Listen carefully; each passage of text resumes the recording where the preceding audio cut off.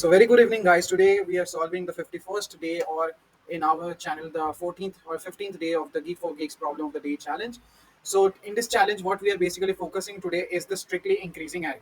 So what is strictly increasing array? Strictly increasing arrays key, we have to find the number of operations in operations needed to make this array a strictly increasing array. So here we can see that first, suppose we have an input n equals to 6, which is the total number of elements of an array, and you can see there is an array nums which has all different types of elements, and the output is 2. So basically why the output is 2 is the total number of combinations we make in order to make this array in a sorted manner or an ascending manner. So how we can do this is, first you can see is, it has given some condition. Find the minimum number of operations required to modify the array such that the array elements are in strictly increasing order, where the present element is lesser than the next adjacent element. So you can see 2 is lesser than 3, okay? 3 is lesser than 6, 6 is less than 5. Is it possible? No. So what we are going to do is, जो 5 की जो 6 की value है, we are going to decrease the value by 2. So 3, 4, 5, now it is coming in order, and after 5 there is 4. So we have to increase the value of 4 by 2 in order to make this a sorted and perfectly sorted array. So इसके लिए the code which we are going to do is, first, what basically we are going to do is, we are going to take the length of the array. So you can take the length of the array as intn equals to nums dot length. Here what we can do is, we are storing a max variable. What is the max variable doing is, basically I will tell you in the comments. I am going to tell. Max is defining the length of the increasing subsequence found so far. So max is basically doing nothing, but it is finding the defining the length of the increasing subsequent found so far. What basically next we are going to do is, we are going to define a DP array. So DP equals to new int n. This is the DP array, and the limit of that array is n. We are going to make a nested loop as we do in most of the sorting and algorithms, and I plus plus, that is the outer loop, and for the next adjacent element, int j equals to 0, semicolon j less than I plus 1, j plus plus. Now we are going to check a base case.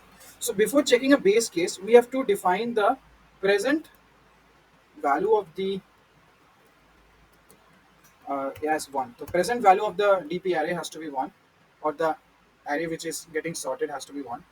We are selecting in this way, and initial value. So next what we are going to do is, in the nested loop, we are going to pass the condition that whether nums of I is greater than nums of j, and we have to also check the difference. So nums of I minus nums of j, the difference is greater than the difference in their indices.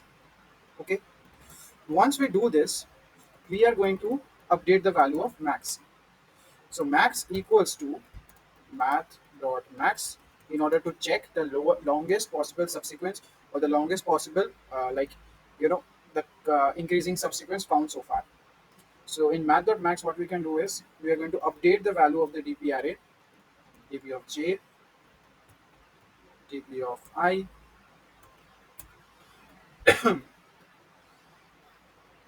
oh sorry, this will be DP of I. Yeah. Now in this max value, we are going to do the math.max of maximum value and DP of I.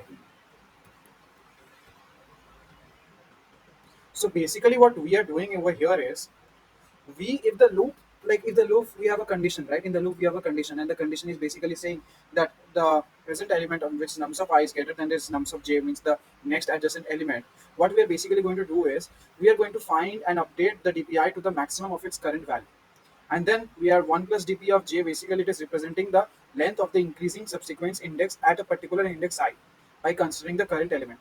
Similarly, it also updates maximum, because maximum is used to keep the track of the maximum length found so far.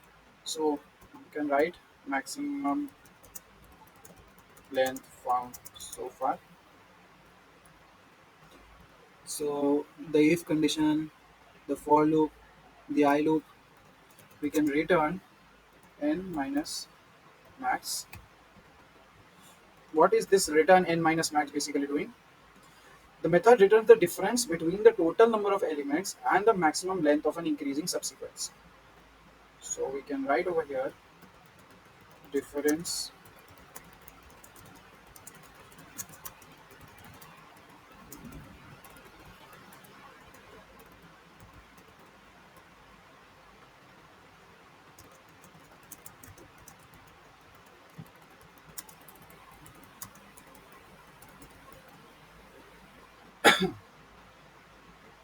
We have main operations, we have class solution. Let's compile. So yeah, sorry, to submit.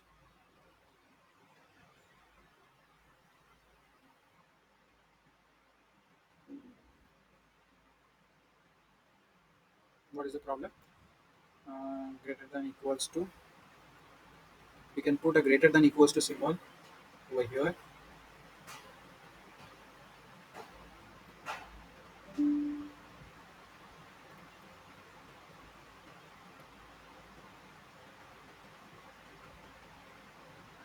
Let's try. See, one equal to can make a big change. So the test cases are passing. So we have completed 41 days, got an additional geek week for the 7 days channel, all these things. ये तो होता रहता है. Let's focus on the code. So code में what we can basically analyze and understand is like we have taken the length of the array as in the n. We have using a max value to determining the and defining the length of the increasing subsequence found so far. Then a DP array mm, is created to update the max values so far. Int I is the outer loop and an initial DP of I equals to 1. So what dp of I equals to 1 basically doing is it sets the base case where the length of the increasing subsequence ending at each index is at least 1. Okay. And then we have passed a J loop. In the J loop, I've already given the condition. The condition is program defined. Yeah. Then the max value of the DPI and the max. So it's an interesting problem. This is a hard problem which has an accuracy of hard problem. So why this is a hard problem? So basically, it is calculated and done using dynamic programming concept. And like the DP concept is usually considered hard if you don't know, but you see the logic is not different. So yeah, company tax. Microsoft has given this. See dynamic programming algorithms. Microsoft has given this question before. We have to find the array which can be negative, also array can be negative. Okay, given an array and find the minimum number of operations to find the modified array. I hope you like the problem solving solution of today's problem, and we hope to see you in our next problem. Thank you so much.